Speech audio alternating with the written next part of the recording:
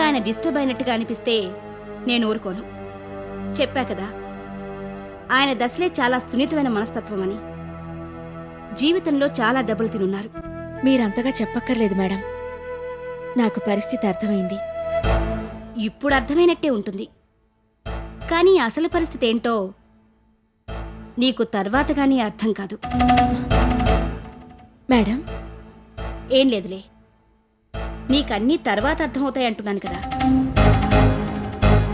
నీకెప్పుడేది తెలియాలో అప్పుడే అది తెలుస్తుంది. Anyway, you are appointed.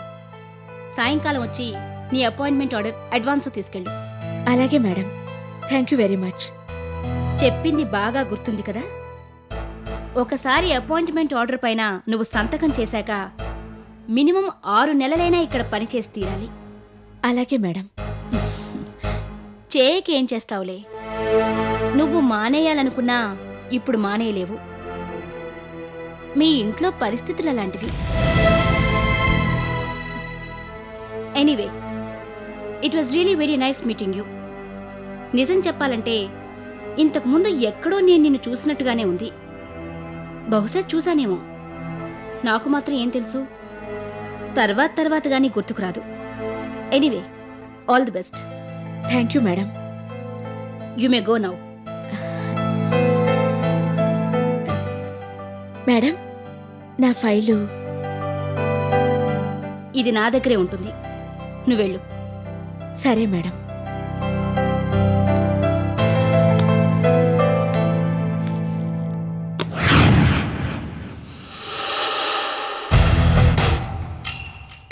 ఇప్పుడు పడ్డావు నా చేతిలో. ఇక్కడి నుంచి తప్పించుకోవడం మాత్రం చాలా కష్టం. నిన్నేదో గొప్ప అదృష్టం వరించిందని ఫీల్ అయిపోతున్నావు కదూ. ఇంకొక్క రోజే టైం ఉంది, బాగా ఫీల్ అవ్వు. రేపటి నుంచి నీకు ఆ అవకాశం ఏముండదు. అసలు ఆలోచించే టైం ఎక్కడుంటుంది?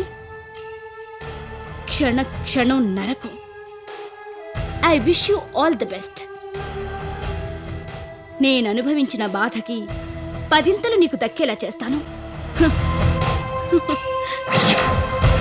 ఆ హామీ నేను నీకిస్తున్నాను. ఇదిగోండి నా ఫైల్. నా ఫైలు. ఇదిగోండి నా ఫైల్. నా ఫైలు.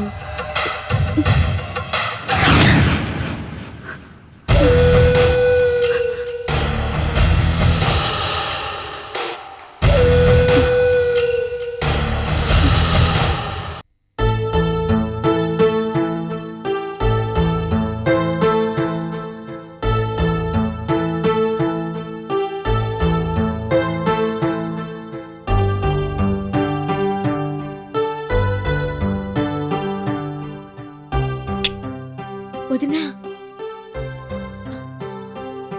వదినా.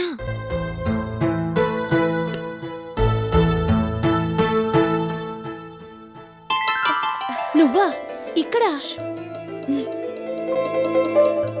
అమ్మేం చేస్తోంది? పడుకున్నట్టున్నారు. అలాగా, అయితే పర్వాలేదు. ఇది తీసుకో. ఏంటిది? నాకు మళ్ళీ ఉద్యోగం దొరికింది. ఆ విషయం చెప్పి ఈ డబ్బులిచ్చి వెళ్దామని వచ్చాను. ఉద్యోగం దొరికిందా? అవును, మంచి ఉద్యోగం. అడ్వాన్స్ కూడా ఇచ్చారు. ఇక మందులకయ్యే ఖర్చు గురించి మనం ఆలోచించాల్సిన పనిలేదు.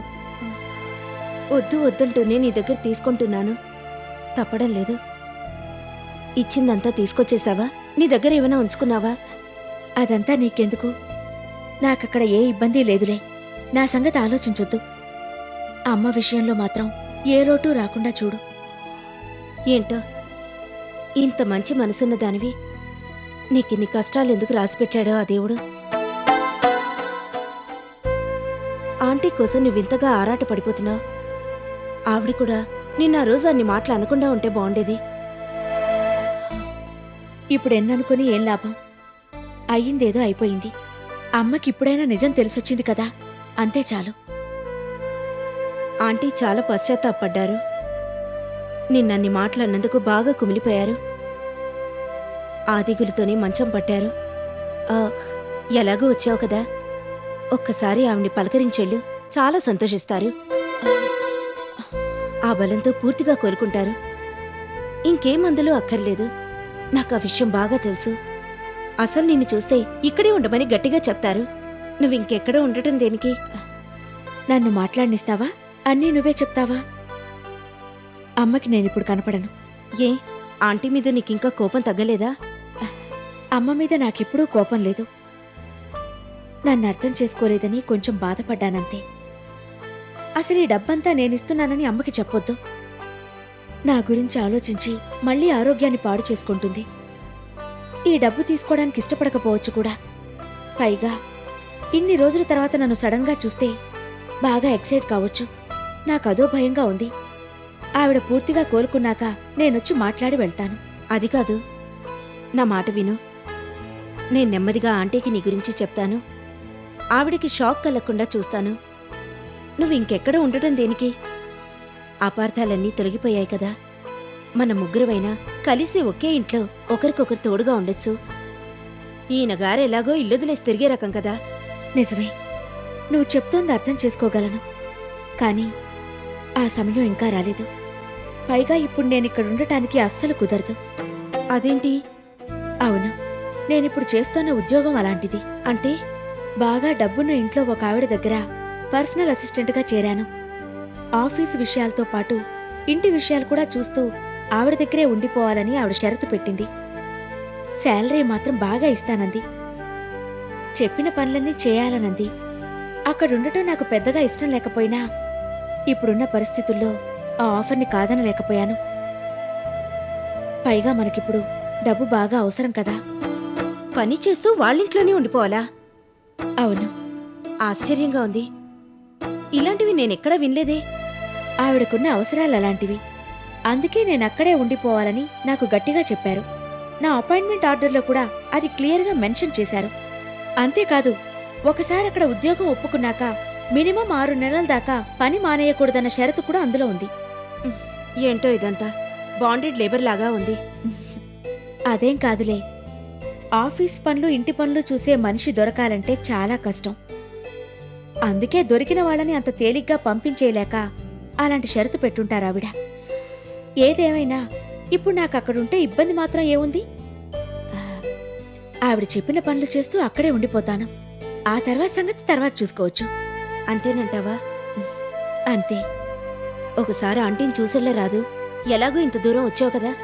నేను చెప్పేది అర్థం చేసుకోవదినా. నేను మళ్ళీ ఇలాగే ఎప్పుడైనా వస్తాను.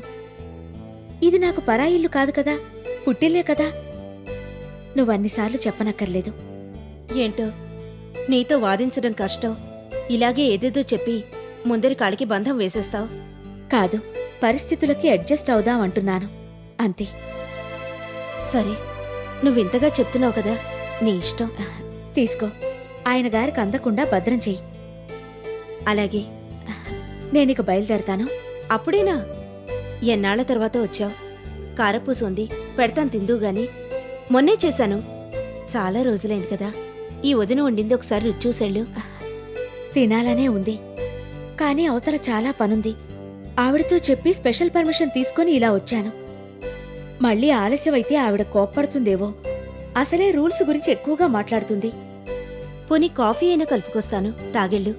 మళ్ళీ వస్తానంటున్నాను కదా, మా మంచి వదిన. ఇదిగో ఇలాగే ఈ చిన్నపిల్లల చేష్టలతోనే మా అందరి మనసుల్ని దోచుకున్నావు. ఇప్పుడు మాకు దూరంగా ఉంటూ బాధ కలిగిస్తున్నావు. ఎడబాటు కూడా ఒక్కొక్కప్పుడు మంచే చేస్తుంది. మనుషులం దూరమైనా మనసులు దగ్గరే కదా. అమ్మో, నేనక్కడి నుంచి బయలుదేరి గంట దాటిపోయింది. నేను వెళ్ళాలి. సుప్రతీక,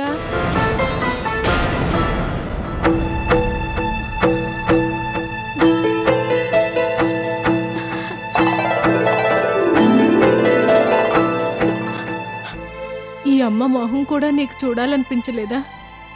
నా మీద అంత కోపం ఉందా? కనీసం గదిలోకి తొంగి చూడను కూడా లేదు. అలాగే వెళ్ళిపోతున్నావు.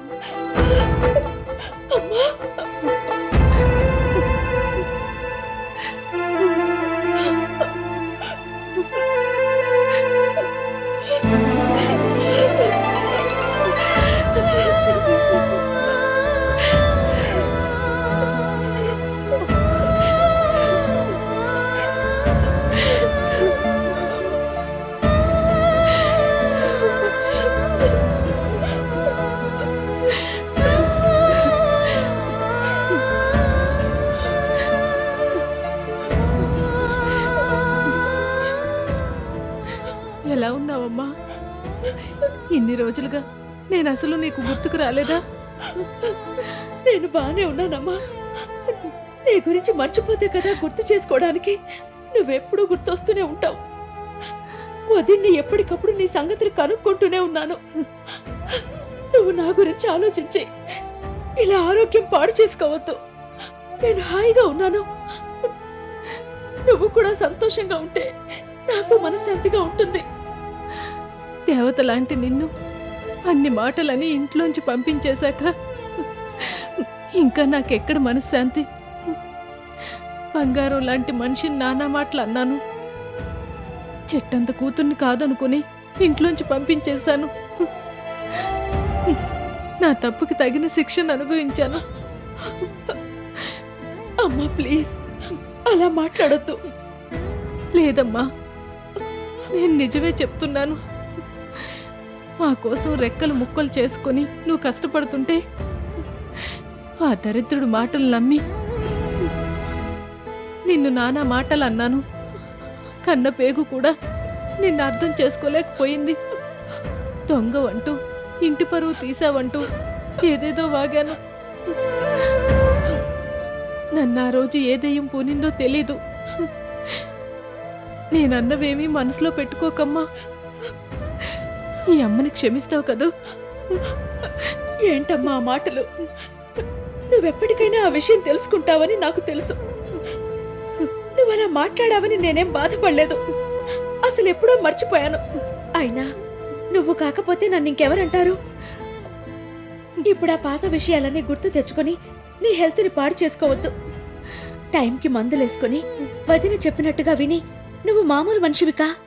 నువ్వు నా దగ్గర ఉంటేనే నేను మామూలు మనిషిని అవుతాను. తప్పకుండా వస్తాను. రాకుండా ఎక్కడికి వెళ్తాను? నాకు మీ దగ్గరే ఉండాలనుంది. కానీ ఇప్పుడు నేను కొత్తగా ఒప్పుకున్న ఉద్యోగం నన్ను ఇక్కడ ఉండనివ్వదు. వాళ్ళింట్లోనే ఉండి వాళ్ళు చెప్పిన పనులు చేయాలి. వదినకు ఆ విషయాలన్నీ చెప్పాను. కాబట్టి కొన్నాళ్ళు ఓపిక పట్టు. నేను ఎప్పటికైనా ఇక్కడికి వచ్చుంటాను. అప్పటిదాకా నా మాట విని నేను చెప్పినట్టుగా చెయ్యి. నేనప్పుడప్పుడు వచ్చి కనిపిస్తూ ఉంటాను. సరేనా? నువ్వేది చెప్పినా బాగా ఆలోచించే చెప్తావు. మా అందరి మంచి గురించి ఆలోచించాకే ఏ నిర్ణయం అయినా తీసుకుంటావు. ఆ విషయం నాకు బాగా తెలుసు. నువ్వు చెప్పినట్టే చేస్తాను. ఏదో ఇన్నాళ్లుగా నిన్ను చూడకుండా ఉండిపోయానన్న బాధతో అలా మాట్లాడాను. ఇప్పుడు నిన్ను చూశాను కదా, నాకింకేం కాదు. నువ్వు చెప్పినట్టే టైంకు మందులేసుకుని మామూలు మనిషి అయిపోతాను. నా గురించి నువ్వేం దిగులు పెట్టుకోవద్దు. నువ్వు జాగ్రత్తగా ఉండు. అప్పుడప్పుడు వచ్చి చూసి వెళ్తూ ఉంటావు కదా. తప్పకుండా.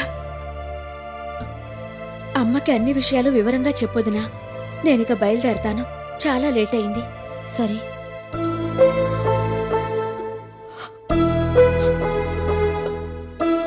వెళ్ళొస్తానమ్మా.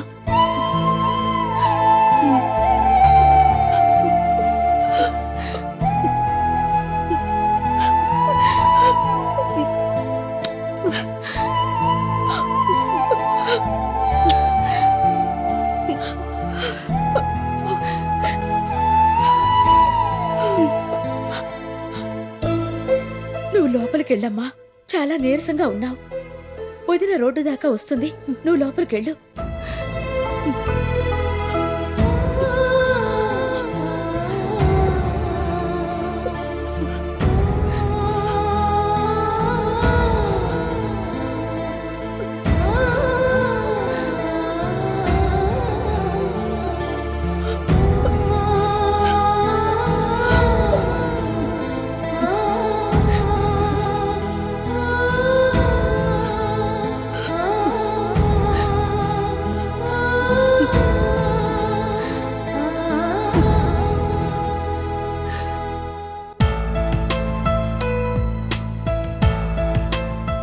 చెప్పింది అర్థమైంది కదా?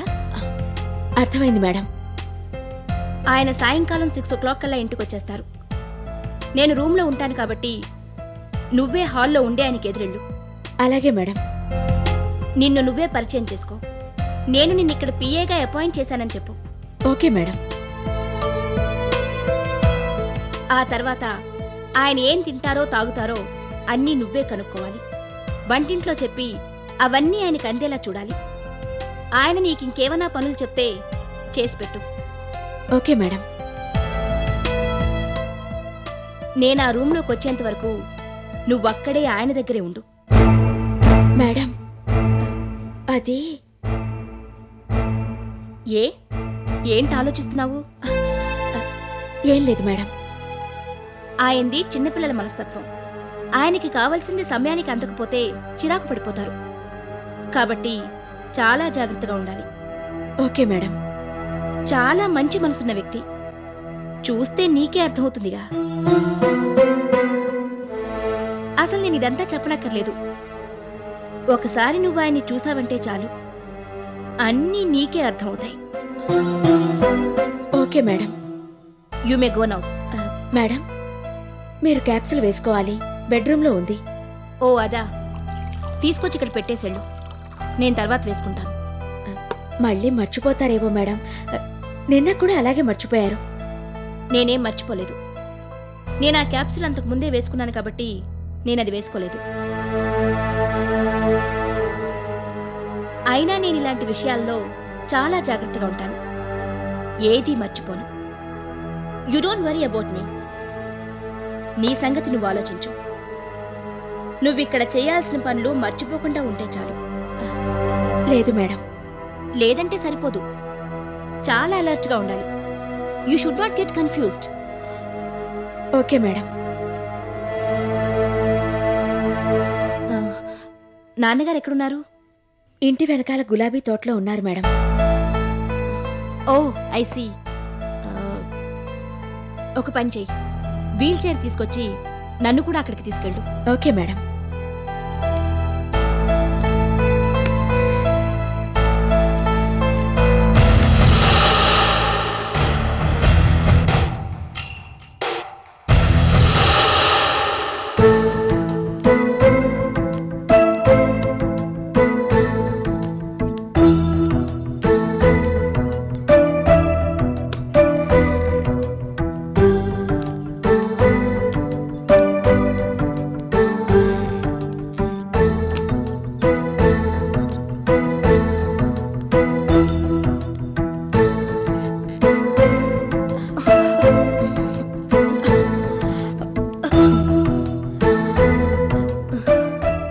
Are you okay madam?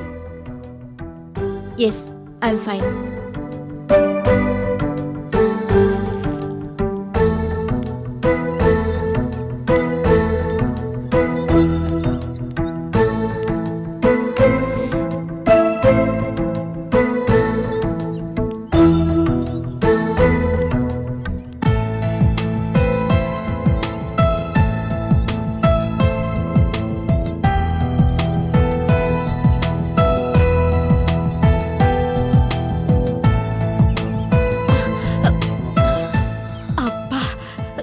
Colour ఎంత బాగుందో.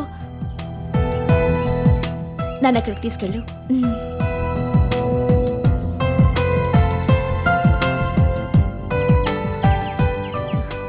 అబ్బా ఎంత బాగున్నాయో. నాకు ఆ పెద్ద పువ్వుని కోసివ్వు. Okay madam.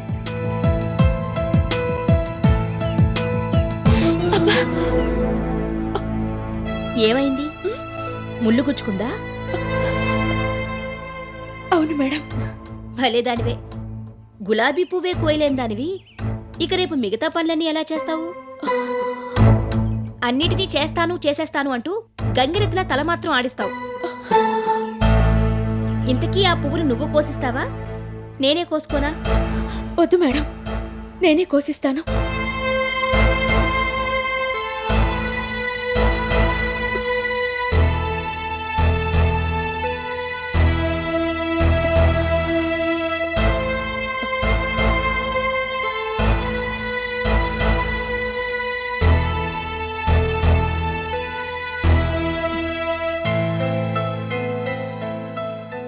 అబ్బా ఎంత బాగుందో,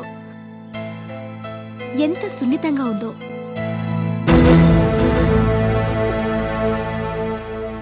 ఎవరికి దక్కాల్సింది వాళ్ళకి దక్కుతుంది.